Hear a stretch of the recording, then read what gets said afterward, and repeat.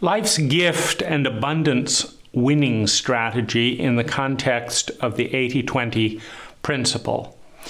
Now, if one studies regions of life, if you take mammals, if you take tomato plants, if you take investors, if you take an aggregate number, 20% of the items, of the people, of the habits, of the results will tend to be different. So 20% of nature is invested in what's called the status quo, the current winning strategy. And so a vast majority, averaging out to about 80%, is doing that. But then there's an up current. 80% of the river is flowing downstream, but there are back eddies. And that portion of people, habits, reality is diverging from the whole. So you have the 80% that holds the place of the status quo, and you have the 20% that is the anomaly, that is the divergence. Now, this is part of nature's growth pattern, because in order to evolve, there must be change. And that change has to be put to the test against the status quo. So the 80% holds the benchwork for the current majority thinking, of course, but also the current best practice. This is the best that the species, that the arena has gotten to, that nature has gotten to so far. The 20% diverge in all directions, meaning when you deviate from the norm, when you leave the road, when you leave the highway, you can leave the highway on the left or on the right. You can go backwards and deteriorate as a pattern, as an intelligence efficiency quotient, or you can leave the road to the right and advance. So every time you get anomaly, every time you diverge from the whole, you're going to get a minority that becomes less intelligent, that deteriorates, and you will get a minority that moves beyond the status quo, that evolves. That is built into nature as well. The last piece of nature's game of evolution is that the minority will be tested by the majority. Now, how does the test take place? Well, particularly in a highly traumatic culture, the unknown contains a people's greatest fears. Because within the unknown are the unthinkable thoughts, the thoughts that began to come up and we said, I don't want to see that. I don't want to know. So those are in the unknown. And because what we suppress and deny tends to be dark, meaning most of us don't say, wow, I'm beginning to see how generous and amazing I am. I don't want to know. Let me bury that in the unknown. Usually it's, I wonder if I'm a child molester because I had a fantasy about this girl. I don't want to know. That's socially taboo. Am I a crook because I'm really good at figuring out how to embezzle money, even though I don't do it most of the time? I don't want to know that either. Am I a bad person because mom looked at me with hate and rage in this moment of frustration? Am I a bad person? Is there something fun? I don't want to know. Is my wife cheating with? I don't want to know. So what we suppress and deny tends to be stuff we're frightened of because it contains probable pain. In one form or another, pain recognizing it ourselves, pain being ostracized for talking about it if we share it with other people. I don't want to know. So we pack the unknown with the dark shadow, that which is unacceptable to be conscious of, unacceptable to talk about. As we do this in a shame-based traumatic cult, we become more and more frightened of the unknown because we know some of what's there vaguely, and we know it's not good. And we don't want to see it. We don't want to feel it. So we push it away. But of course, the unknown is neutral. Within the unknown is all evolution, all technology. 21,000 years from now, when life and consciousness has evolved to a level we cannot even begin to imagine. Teleportation, telepathy, moving beyond language into direct experience of minute energy fields in formations we haven't put words to. We look at the last 100 years alone and think, could anyone 100 years ago really relate to what we're dealing with today?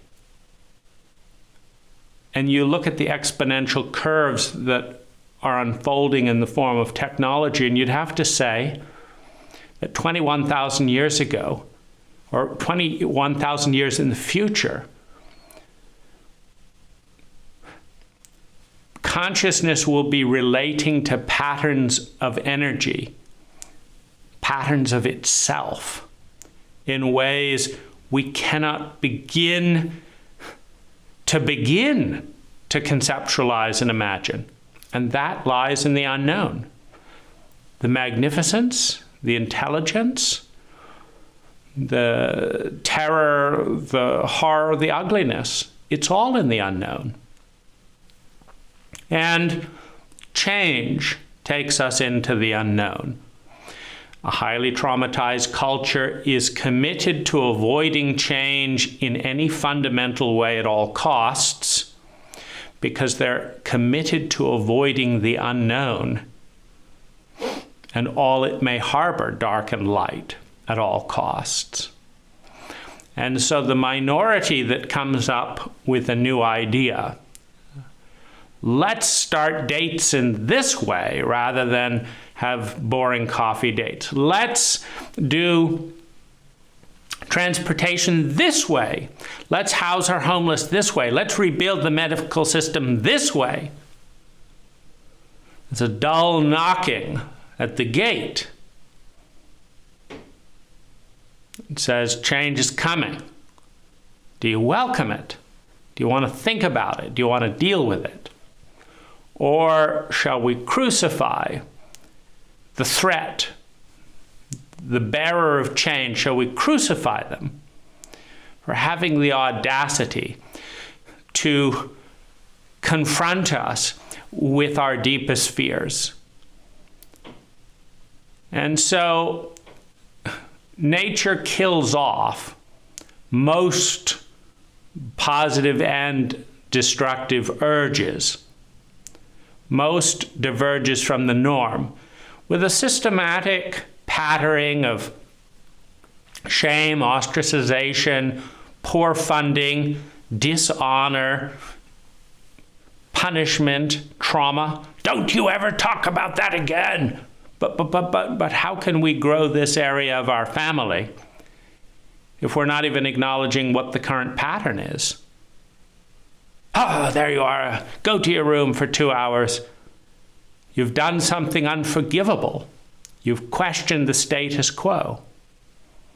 So nature, through people, kills off most innovation, thus slowing down the rate of change. As the rate of change slows down, there is pain. There is stagnation. That pain and stagnation reaches a point at a certain intensity where it's worse than facing the unknown. And that's usually the point where a traumatized culture changes. But if we can understand this ratio, that 80%, this is nature's winning streak. 80% of money, of time, of energy, of life is invested in a tried and true status quo that's called the norm. And that the norm is a point on a bell curve. A norm is a point on an infinite intelligence continuum. The more efficient a technology is at transforming energy into sustainable well-being, the higher it is on that continuum of intelligence, of evolution, of efficiency. But there's always a more efficient way of doing it. And there's always a less efficient way of doing it. The status quo is a slow-moving object through culture, through time, that is constantly killing off and rejecting the vast majority, in fact, 80% of all anomaly, of all divergence is killed off by resisting change, by punishing divergence, by wasting the energy. You see, because when a trailblazer goes off the road, immediately their energy consumption costs go up and their rewards go down. Going along the highway at 85 miles an hour, you slow down and you leave the road and you may immediately hit a rock. And you have to figure out what to do with that rock. You may make progress at 5 to 10 miles an hour because you're dealing with unknowns. Your car gets dinged up. Your psyche gets dinged up. Your head messes with you a little bit. Where am I going to go? Am I going to get stuck? And you don't know. That's the point of an adventure, a hero's journey into the unknown. You're leaving the path. And immediately your risks and your energy expenditure go up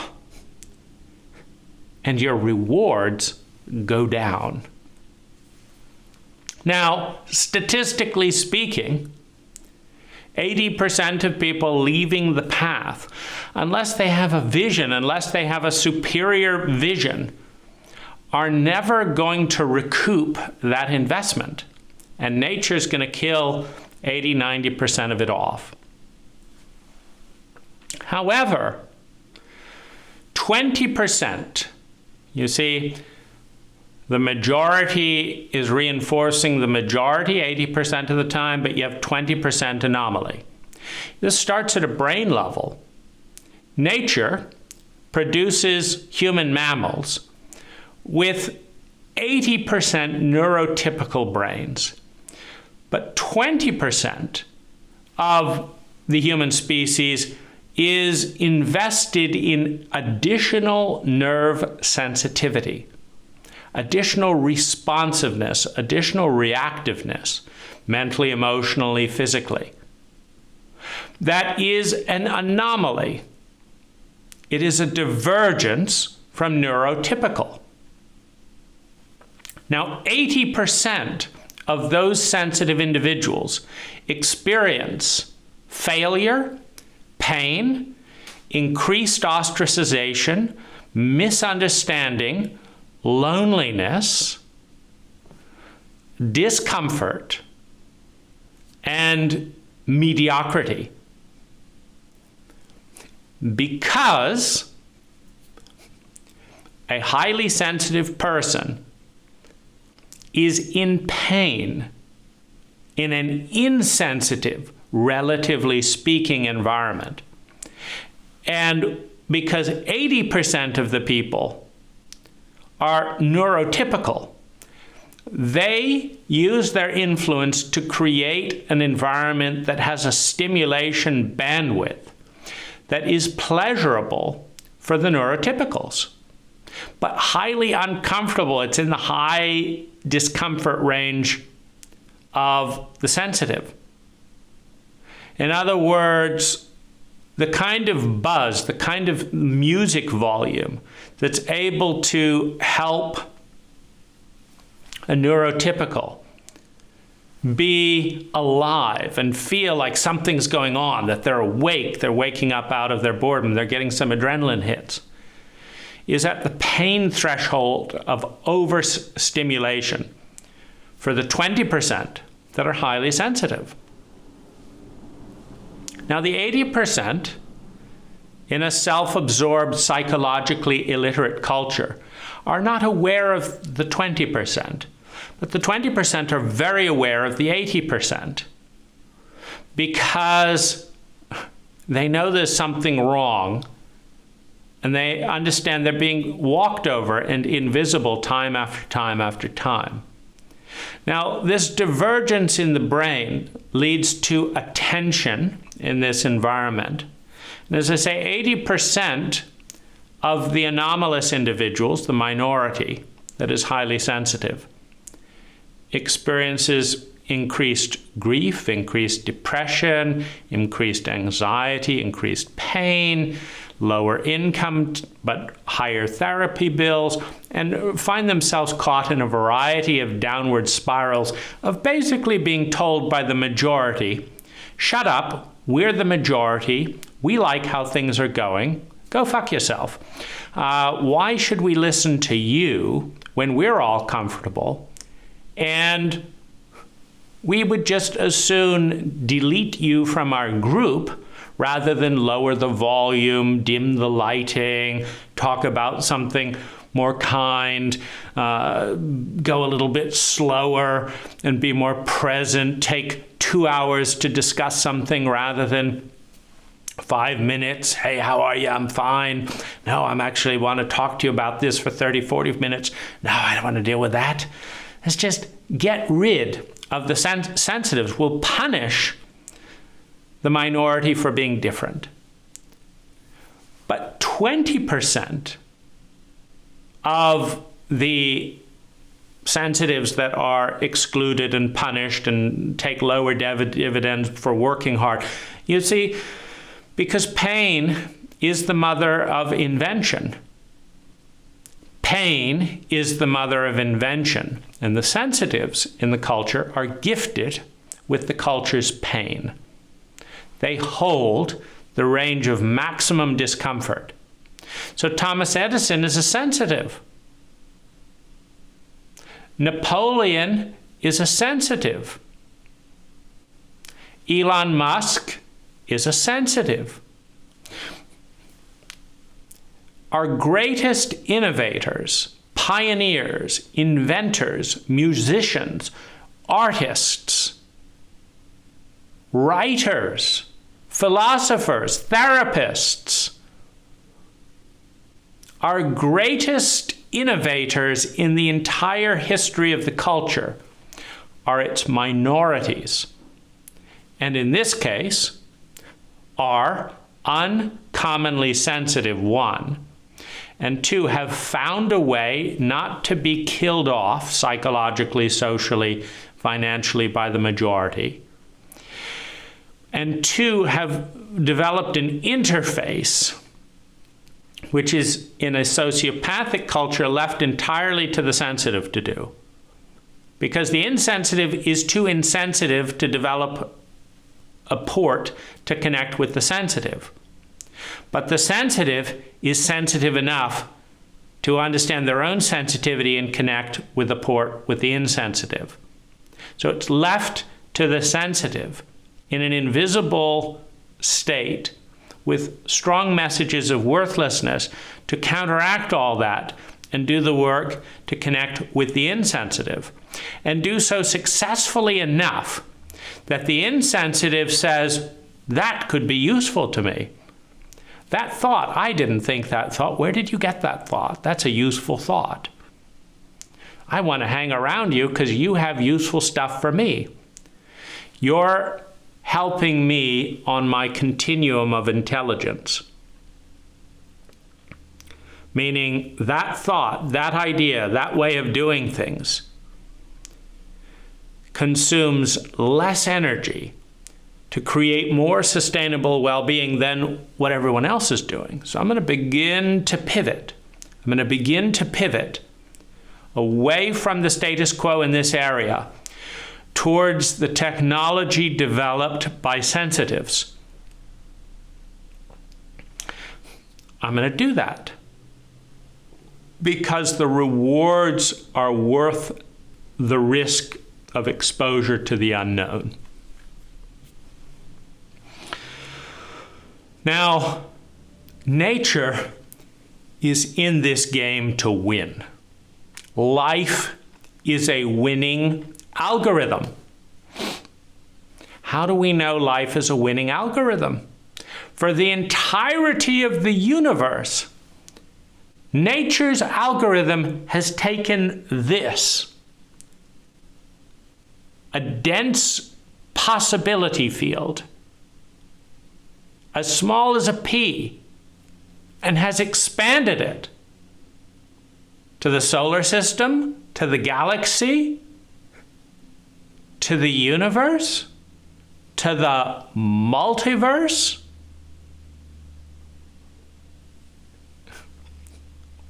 Out of this, and in all of that expansion, nature has produced anomaly upon anomaly upon anomaly. 10,000 human cultures, minimum, each with their own language and mythology. Millions of varieties of plants, millions of varieties of insects, millions of microorganisms, millions of extinct species. Nature is just spitting out program after program of reformatting energy into new, more intelligent patterns. Patterns that consume less energy and yield more value for the occupant of the pattern. And nature is very efficient. The patterns that diverge from the norm, that lead to more and deeper unnecessary suffering, die out. Two predators. One can run faster per unit of energy. See, one can eat a carrot and run at 30 miles an hour.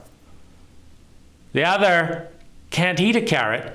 They have to spend 2 days hunting squirrels and then can only run 15 miles an hour. Well, the faster one in the environments where speed is important prevails. The other one dies out. And nature wins.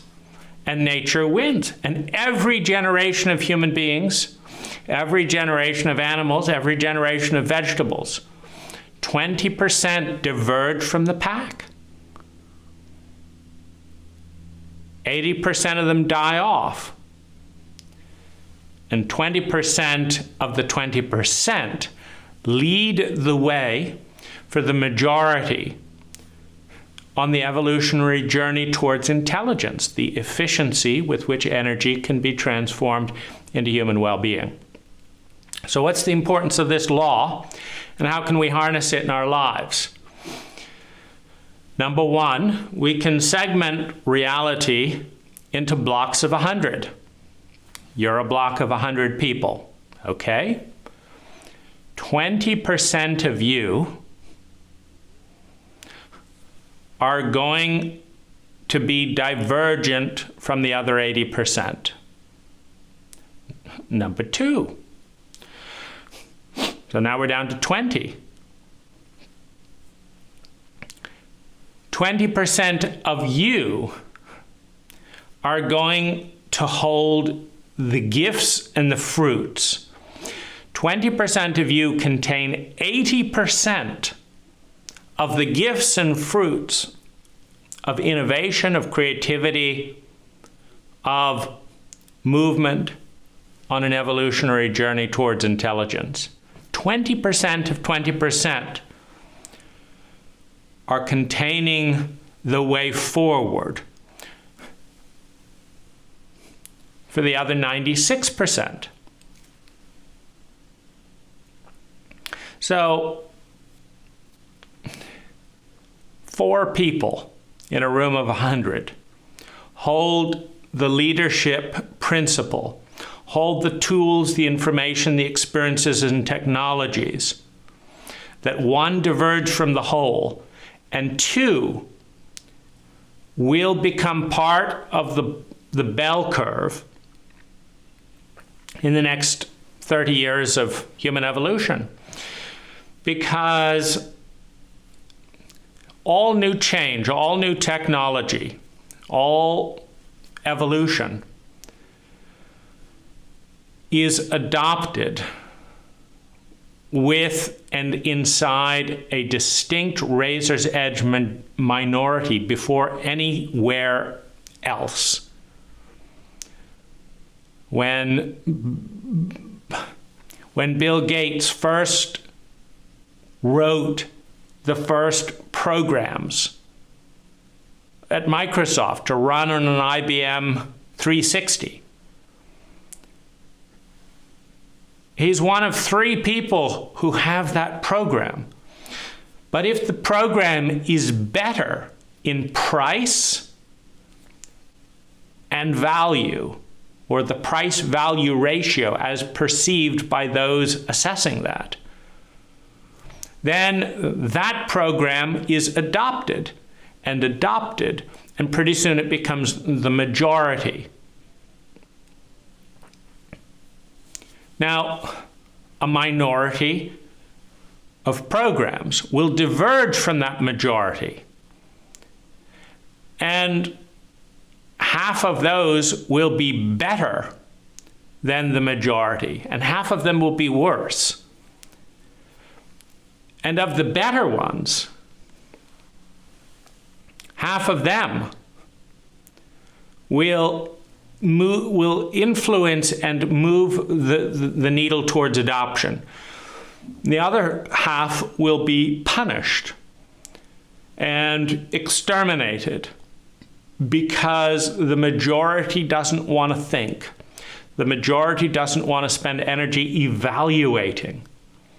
You see, if I'm using Microsoft Word and I get an email interrupting my thought saying, we've got a better program than Microsoft Word, I'm thinking, I don't want to open that. I don't want to change. I don't want to interrupt my routine. Everyone says it's a better program. How do we know? Let's just wait and see. Let's see what makes it through the extermination camps of innovation. Let's see who perseveres. And it's often not the best product that perseveres. It's the one with the highest pain threshold, the one with the best articulating talent. Says, come on, we've got to change, and this is how you need to change. It's like, okay, fine, we'll do it. Wasn't the best change, but they got through to us. And so you see then the divergence between cult and culture, that which affects human beings, the politics, the lies, the winning smile, and the underlying physics, which takes energy to sort out. Meaning I don't have the competency to evaluate the coding characteristics of this software developer versus this. I just know for sure that if I take 3 hours this afternoon to investigate that, I'll be better off finishing the chapter in my book with the crappy program that's hosted by the majority publisher of software. That's mediocre. The majority is always in a state of mediocrity relative to excellence. The bleeding edge is always in a state of both pain, destruction, mediocrity, the nightmare, and excellence. Meaning the splinter pattern that diverges from the herd goes down and up simultaneously, statistically speaking.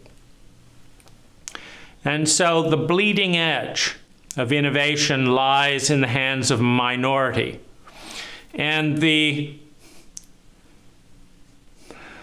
deterioration, the backwardness, the inefficiency, the dead ends are also in that minority and are killed out by trial and error, unless an ego with a blind spot props them up.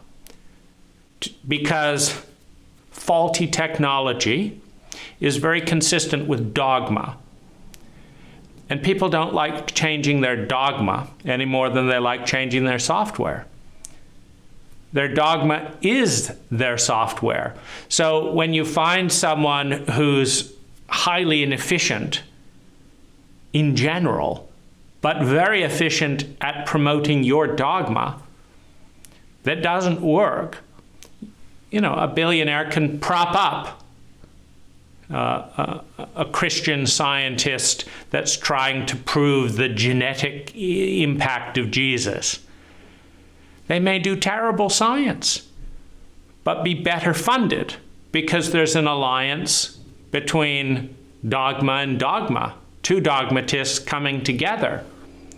So you have those phenomena, but generally nature kills off incompetence, stupidity, inefficiency, unnecessary waste. Nature's butchering it right and left through human beings. Hey, I've got this new thing, I'm not interested.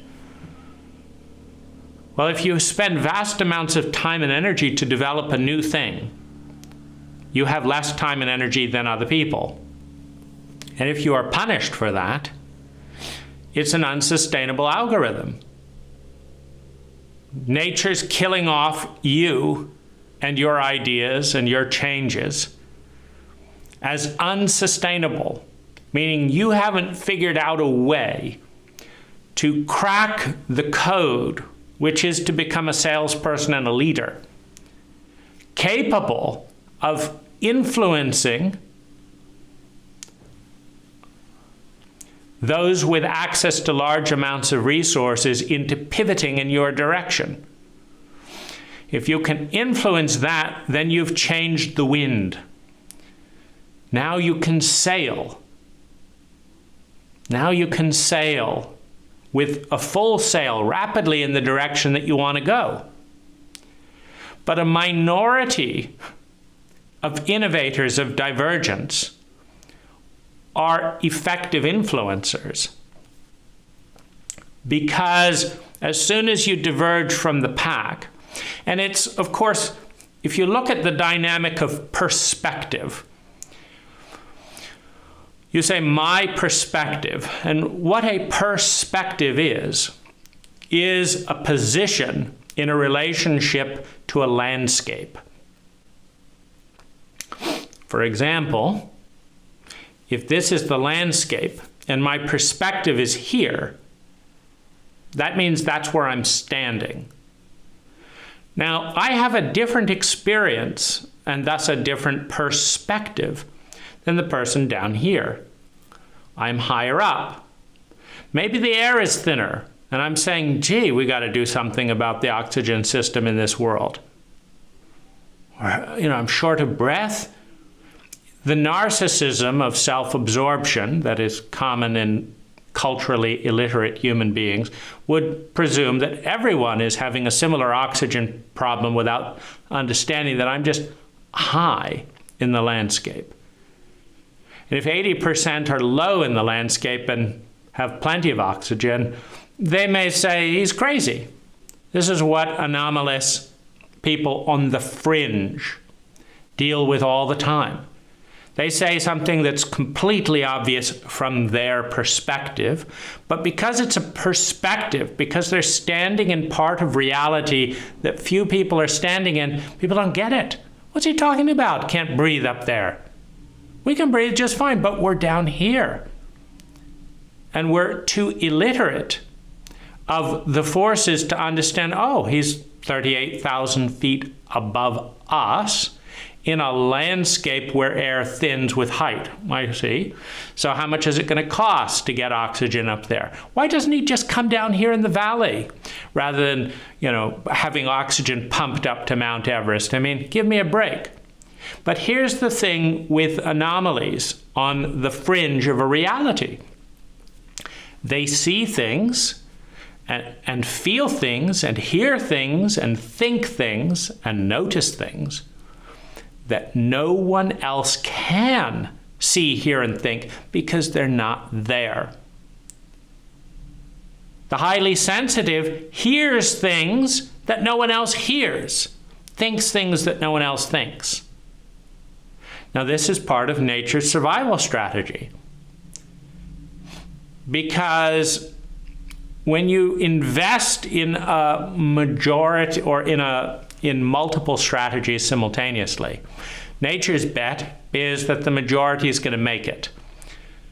But just in case something happens suddenly where the majority is devastated, well then, typically speaking, as the majority descends, the minority ascends. Because what we're talking about is a rapid change in the environment. Well, when the change in the environment is bad for the majority, it's usually going in the direction of the minority. So now the 20% is a reasonable stock to adjust and grow, and now that will become the new majority. This is just the way reality works. Pip wanted to protest the Amazon delivery and then want some attention.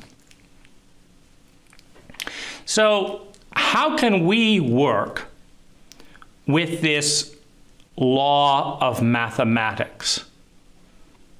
Well, one of the things that we can make more consciously is a decision, in some cases, as to where to be part of the 80% and where to be part of the minority. Because the transition from minority to majority is a bell curve, first of all. You think of the landline. Nobody had the landline. Then Alexander Bell had the landline. Then more people and more people had the landline. Then everyone had the landline. Then the cell phone came along and no one had a cell phone. And then more people had a cell phone. Then everyone had a cell phone. And at a certain point, the landline begins to fade. We don't want the landline. We want the wireless phone, which is a new technology. Now, in order for the new technology to be profitable and to adopt, billions upon billions of dollars needed to be invested in cell towers and satellites. And the early players in this all lost money. All early adopters pay a high price because they're spending massive amounts of money on infrastructure that a majority of people is not sure they want. I don't know if I want that. I'm fine with a landline. What do I want to carry around those bulky bricks for? Oh, they'll get smaller. Yeah. It was good enough before. It's good enough for me. Until the iPhone, until it's like, oh, that's cool. Now I need it. And so there's usually an intersection of highly credible in terms of cult norms, individuals that bring something in that's highly innovative.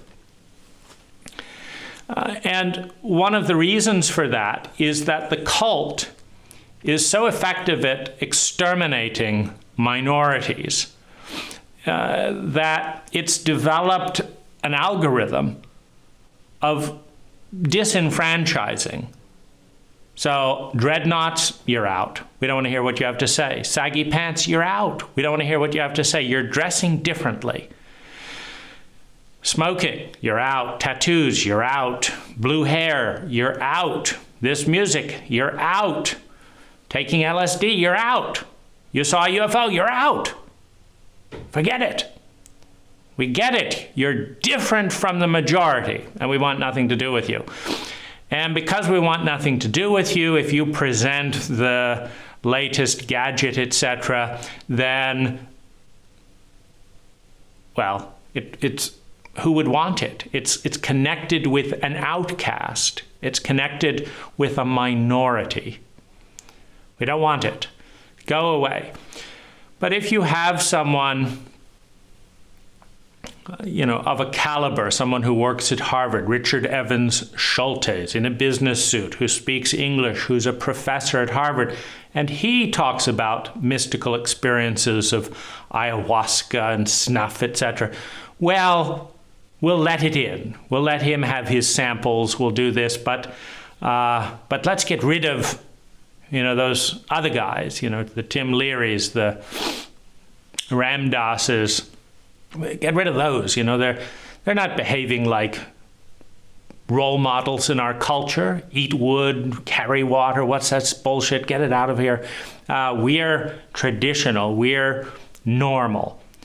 So when you have a fringe minority person introduce a fringe minority thing in a fringe way of doing it, you've got fringe upon fringe upon fringe. It's too hot. It's too spicy for the majority appetite. And it needs an interpreter. It needs a moderator. It needs someone closer in to the circle to turn it into their language.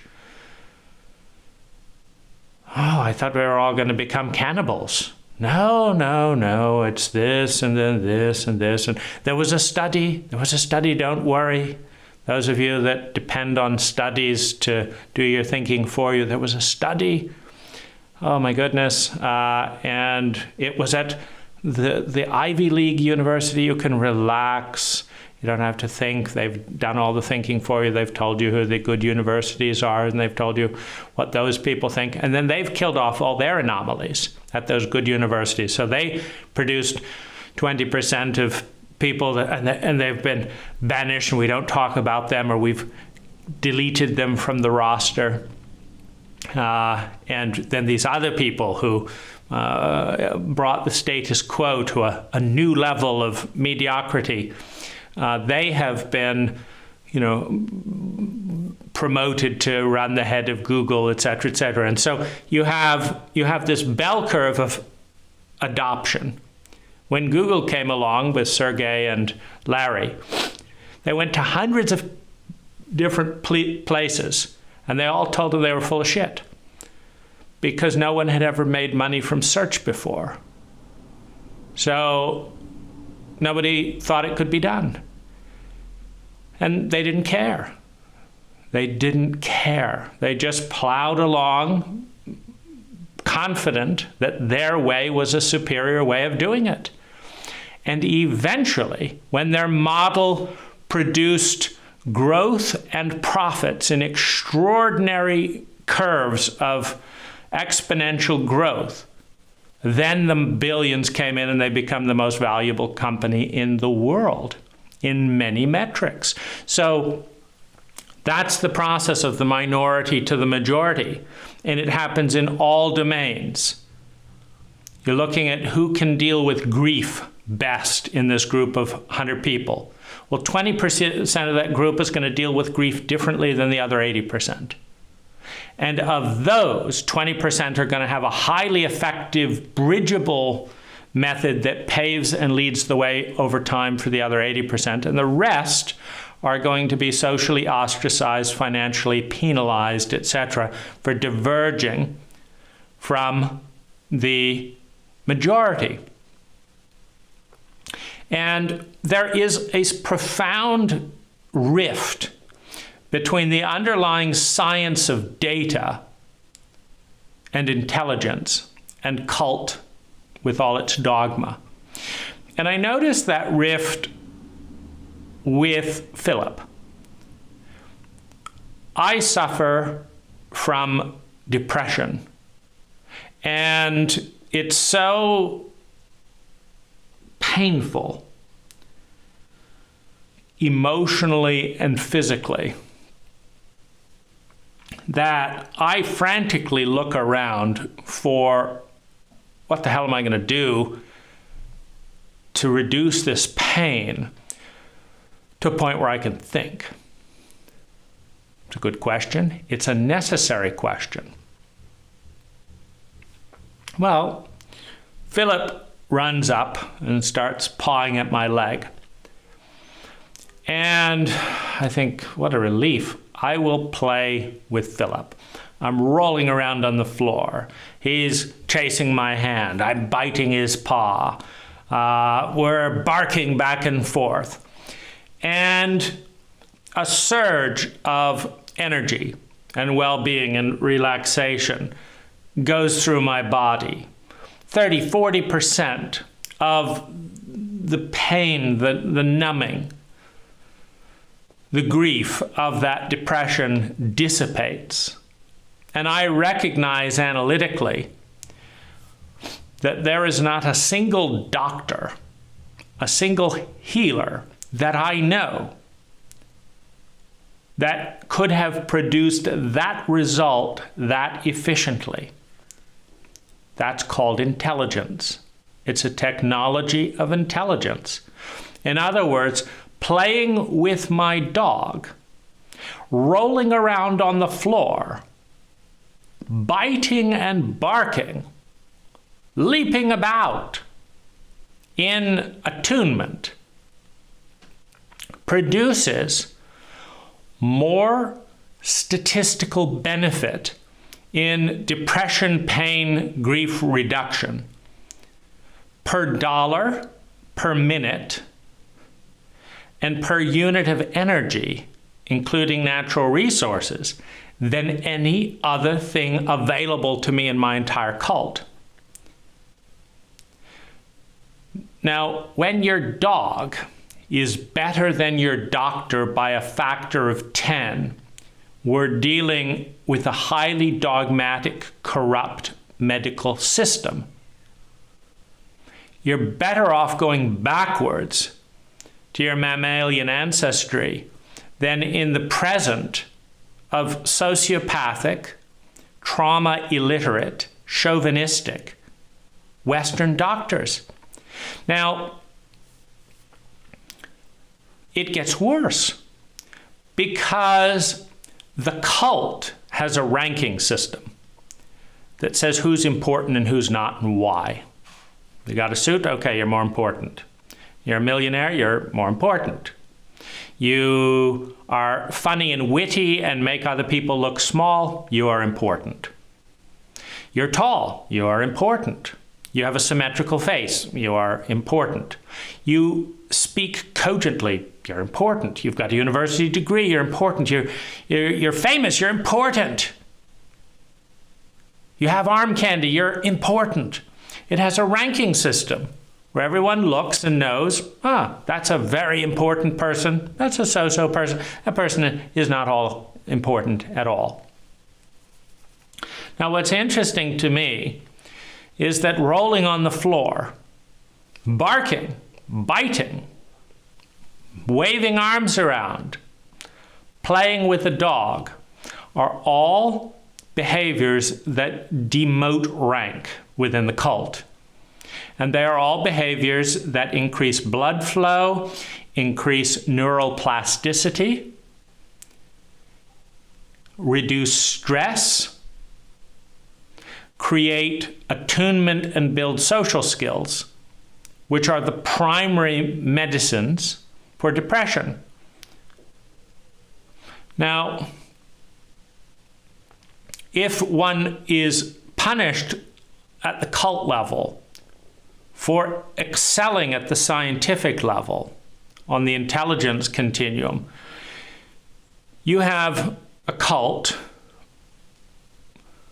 a status quo mediocrity that is punishing the most intelligent innovation, asking people to decide between whether or not they want to belong and be accepted within the mediocrity of the dogma, or to have rich and fulfilling lives.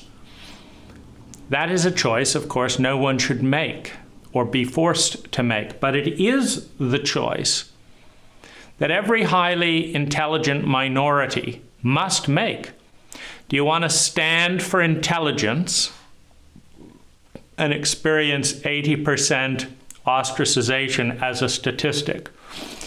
Or do you want to belong and dumb down that intelligence to integrate with the mediocrity that is comfortable and acceptable and is the only reality for the vast majority who adopt dogmas out of fear of thinking, of divergence, of complexity, and who want guidance, who want a tried and true pattern?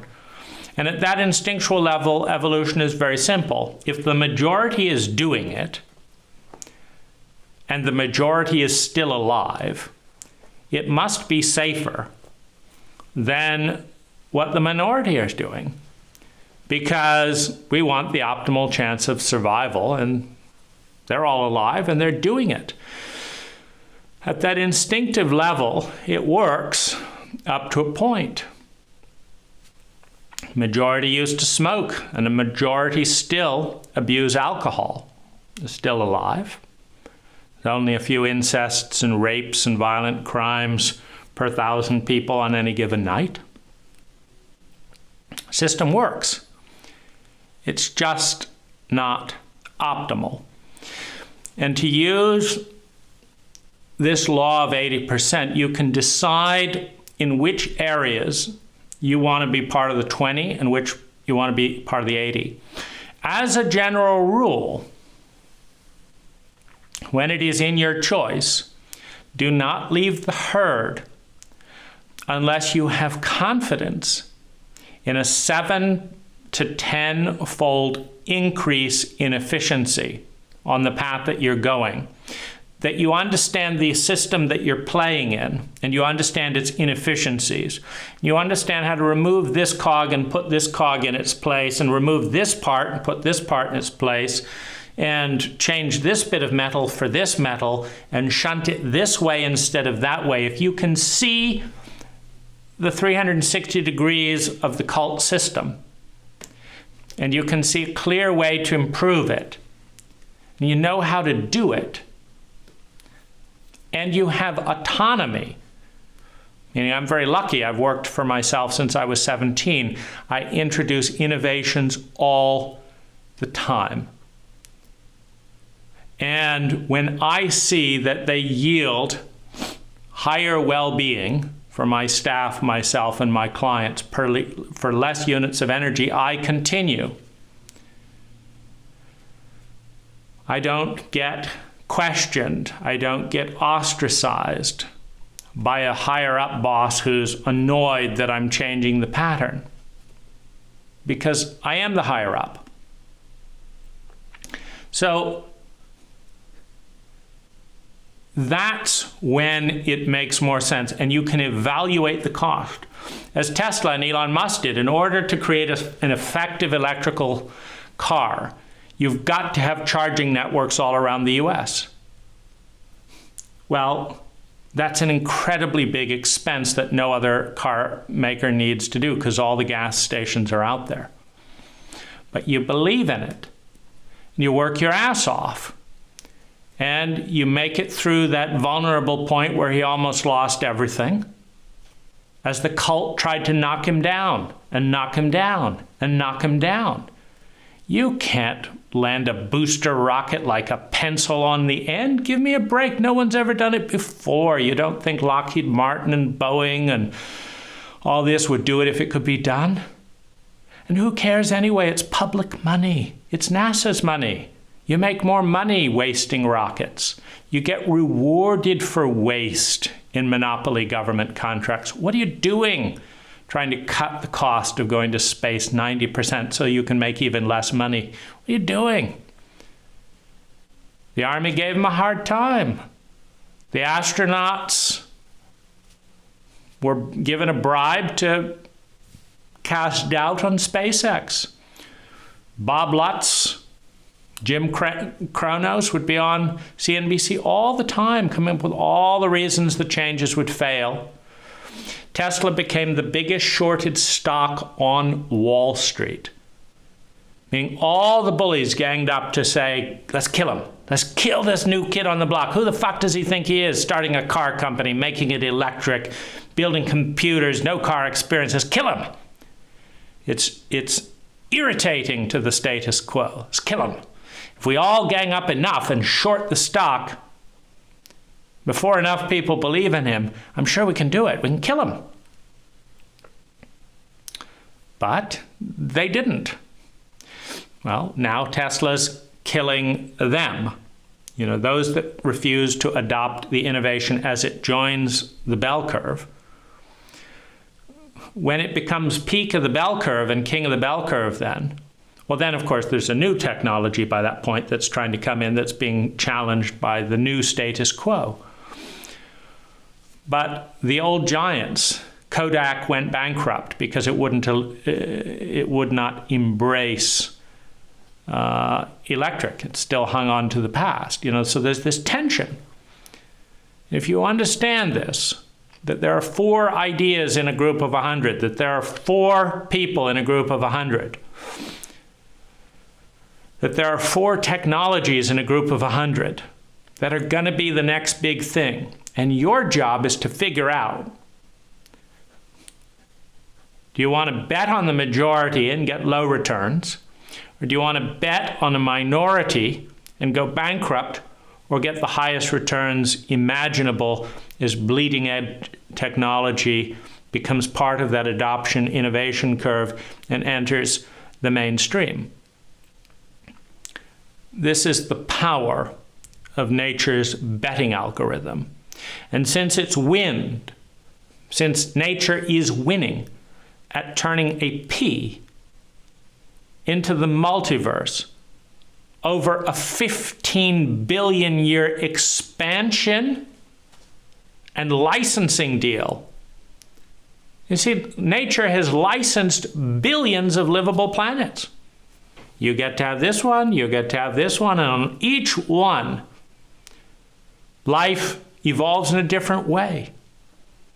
It doesn't matter if life goes up in a puff of smoke in 1 in a trillion planets. In all those planets,